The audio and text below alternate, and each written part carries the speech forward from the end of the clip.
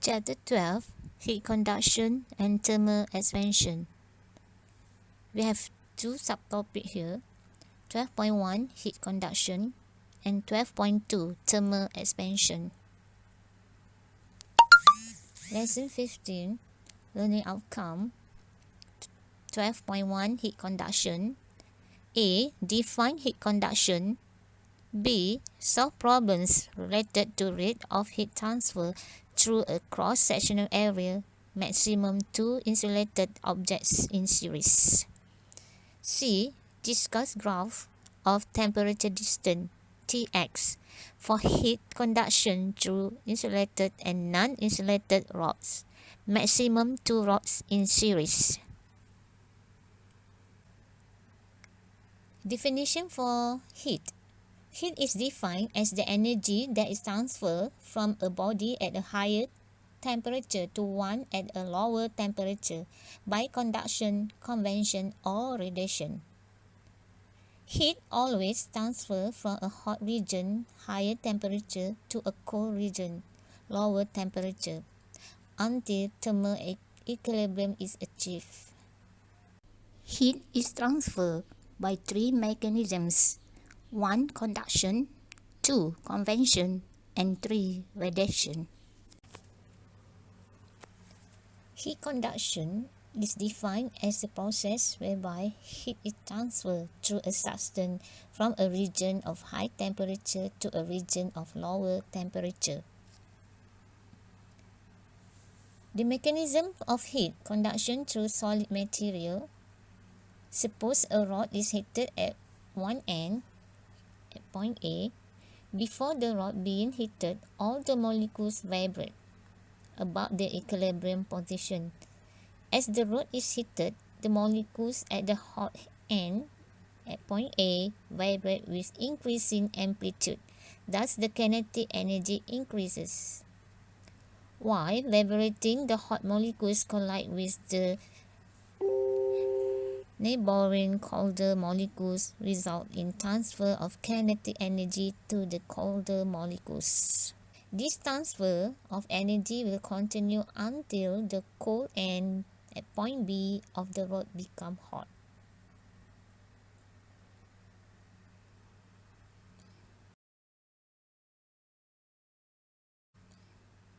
Rate of heat flow, dQ per dt. Refer to this diagram, hotter and cooler. T1 is greater, temperature 1 is greater than temperature 2. Consider a uniform cylinder conductor of length L with temperature T1 at one end and T2 at the other end, as shown in figure above. The heat flows to the right because T1 is greater than T2.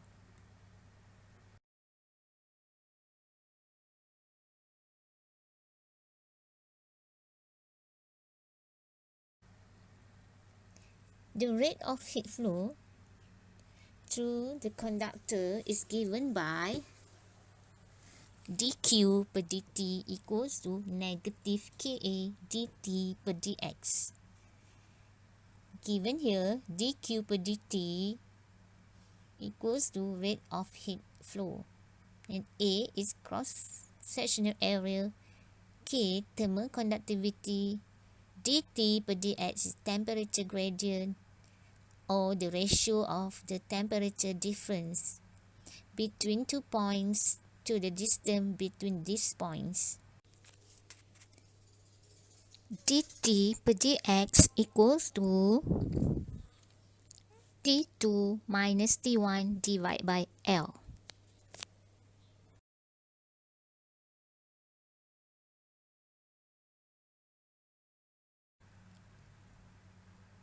dQ per dt equals to negative Ka dt per dx. The rate of heat flow through an object depends on 1. Thermal conductivity K, 2. Cross-sectional area through which the heat flows A, thickness of the material dx, And 4. Temperature difference between the two sides of the material dt. The negative sign because the temperature T become less as the distance x increases. The rate of heat flow is a scalar quantity. Its SI unit is joule per second or watt.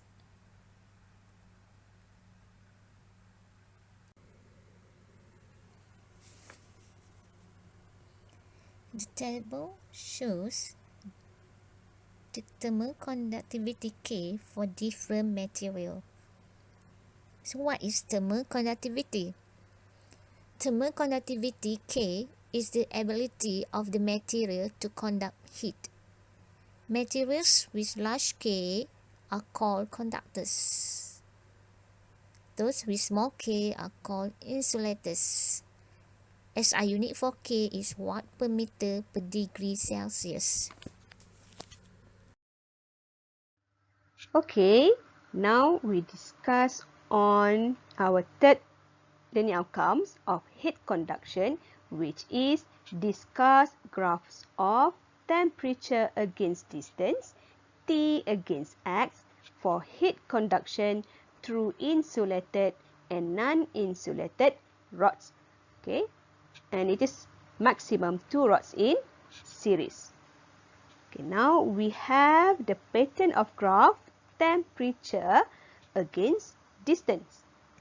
Okay, and the pattern of graph is in straight line graph but in decreasing values. Okay, now look at to our gradient. Okay, for the gradient. Okay, this gradient. Okay, so this gradient, okay, we call as the temperature gradient. Okay, the gradient of graph T against X we call as temperature gradient, right? And it is dt over dx. And we can see this formula, okay, from rate of heat flow, okay, dq over dt equal to negative Ka dt over dx. So that's your temperature gradient, this one. Okay, now look at to our first case, heat conduction through insulated rod. And now you have a rod with the length x and cross-sectional area A, and it is fully covered with an insulator. So the blue color is our insulator. Okay, and you have two different temperatures. T1 occur at the left side and T2 occur at the right side. And let's say your temperature 1 is greater than temperature 2. Okay, of course, your heat transfer, it is from higher temperature, which is from T1, to the lower temperature, which is T2. Okay, so we know that your heat transfer from left to right for this case. Okay. Okay, now look at for the explanation. Okay. Consider heat conduction through an insulated rod which has cross-sectional area A and also length X. And your rod is completely covered with a good insulator. A good insulator.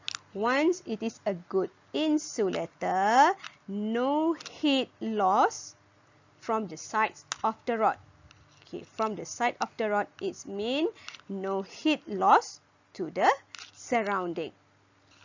Okay? Okay, then when there is no heat loss to the surrounding, your heat can only flow, okay, heat can only flow through the cross-sectional area from higher temperature, which is our T1. Okay, our T1 right here, okay, to the lower temperature, which is T2. Okay, now look at to the pattern of graph for temperature against length or distance. Okay, it is the same lah. Okay, now your T1 is greater than T2. Temperature 1 greater than temperature 2. So your rate of heat flow, okay, must be from T1 to the T2, from left to the right. Okay, you can refer to the head of arrow. Okay, and right now your rod was covered with a good insulator. Okay, with a good insulator. So your dq over dt will be constant. So what is dq over dt? Okay, dq over dt is our rate of heat flow. Okay, it is because of no heat loss to the surrounding. That's why it is constant. Okay, now look at to the sentences. Okay, your red lines represent the direction of heat flow, and the rod is in steady state. So what is the steady state? Steady state means temperature falls at the constant rate. Okay, constant rate is rate of heat flows is constant. That's it. Okay, so this causes the temperature gradient will be constant too. Okay, you can see it from the equation actually. Okay, look at to the equation from dq over dt equal to negative ka dt over dx. Okay, right now your rate of heat flow, which is your dq over dt, is a constant. Okay, it's a constant value, and this is a rod, just one rod. So of course your thermal conductivity and your area also constant. Okay, also constant. So automatically your temperature gradient also constant. Okay, also a constant. So you can have a straight line graph. Okay, get it? Okay, now we continue with the case 2 of heat conduction through insulated rod, which is combination two metals in series. So right now you have two metals made of two different material, material C and material D, with their own length XC and XD respectively. This T3, temperature 3, is our boundary temperature between C and D. And at the left side, you have the temperature 1. At the right side, you have the temperature 2. If your T1 is greater than T3 and T3 greater than T2, it means your heat flows must be from T1 to the T3, T3 to the T2. Okay, now look at for the K. You are given with the K. Kc is greater than Kd. But what is K? Okay, K is thermal conductivity. And thermal conductivity is the ability of a material to conduct heat. Okay, like this. A good conductor, okay, a good conductor, it has the greater value of K. Okay, greater value of K. So we can see that Kc greater than Kd. It means material C is a good conductor compared to material D. And now, your rod was covered with the insulator. Okay, with the insulator right here. Okay, was fully covered with the insulator. So once your rod covered with the insulator, your rate of heat flow is constant. Okay, so once your rate of heat flows constant, you have the pattern of graph temperature against length. Okay, you have the graph of temperature against length, T against X. So we can see that material C has the lower slope compared to material D. Okay, the slope of material C is lower than the slope of material D. So the conclusion is this slope, as we know, slope or gradient of the graph, we call as the temperature gradient, right? So the temperature gradient for C is lower than temperature gradient for D.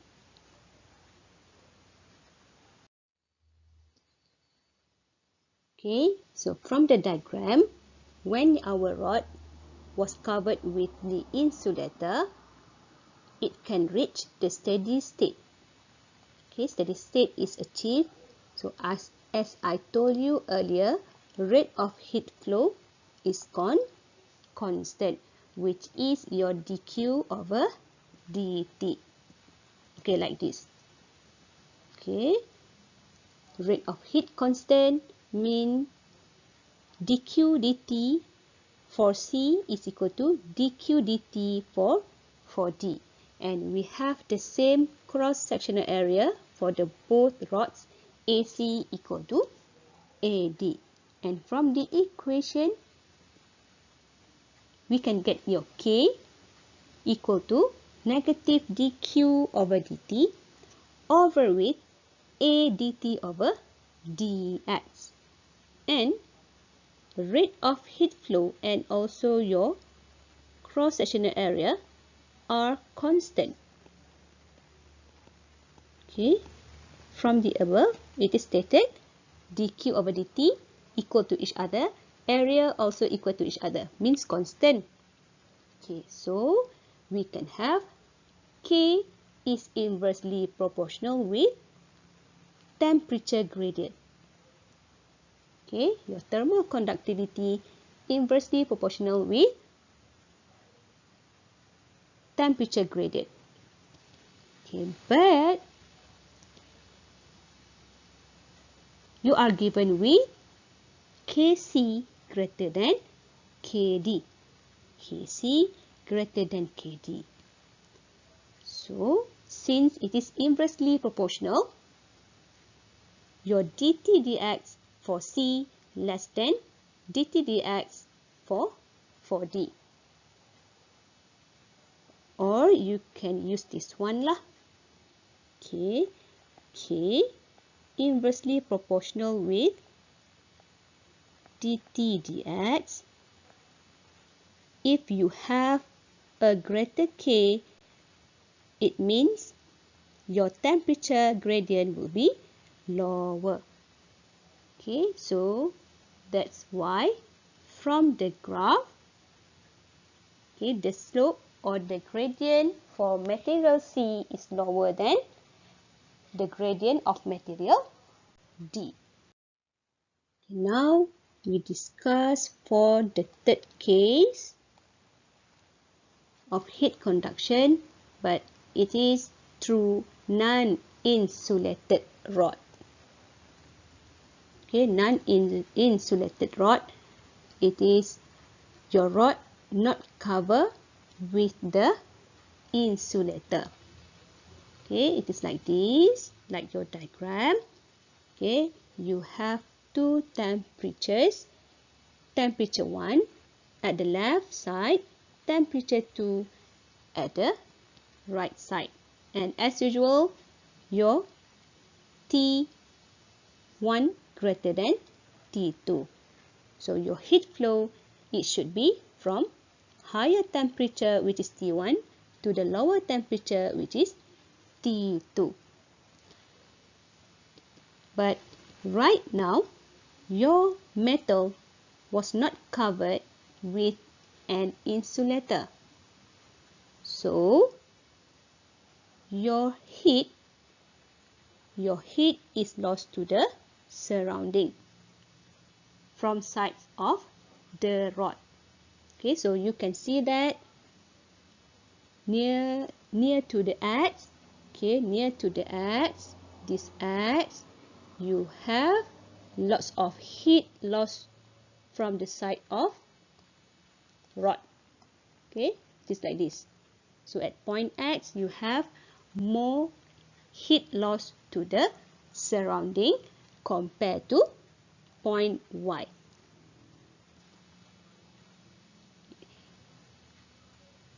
The lines of heat flow are divergent. Okay, why divergent?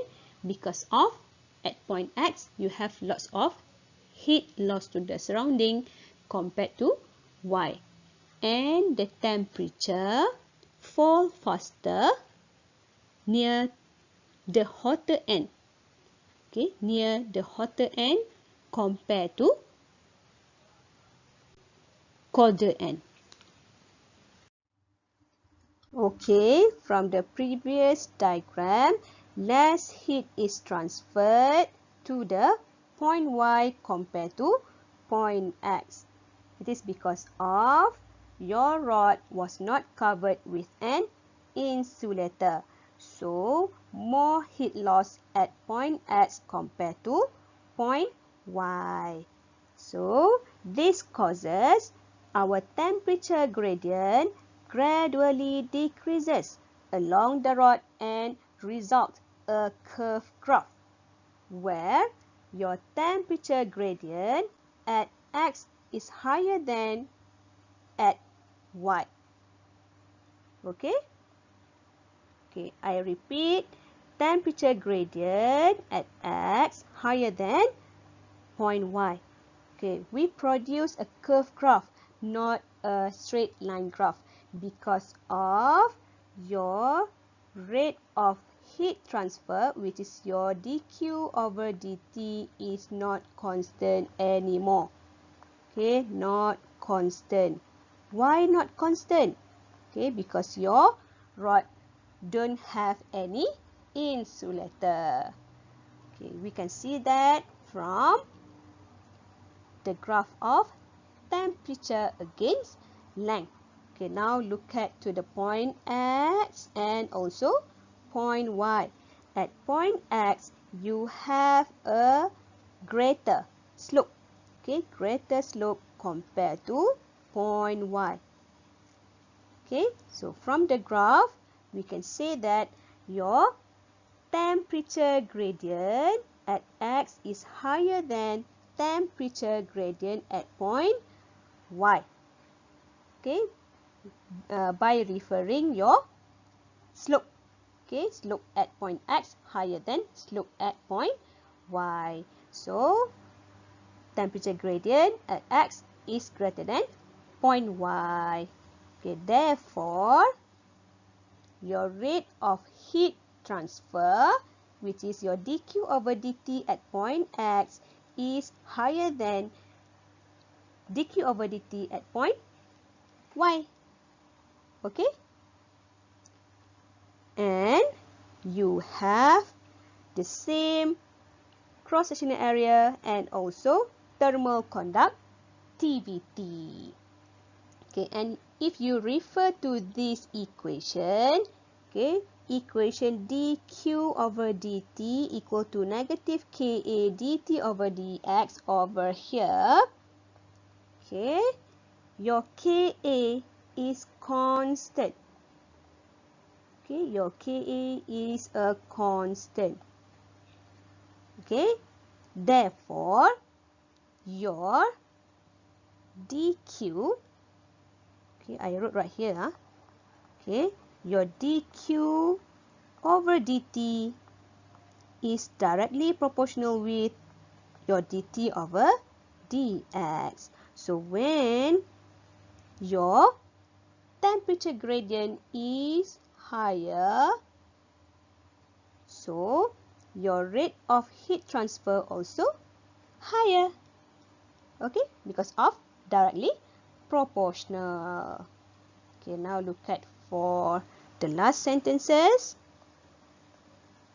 Okay, our temperature gradient dt over dx at any point on the rod is given by the slope of tangent at that point, which is I had told you just now.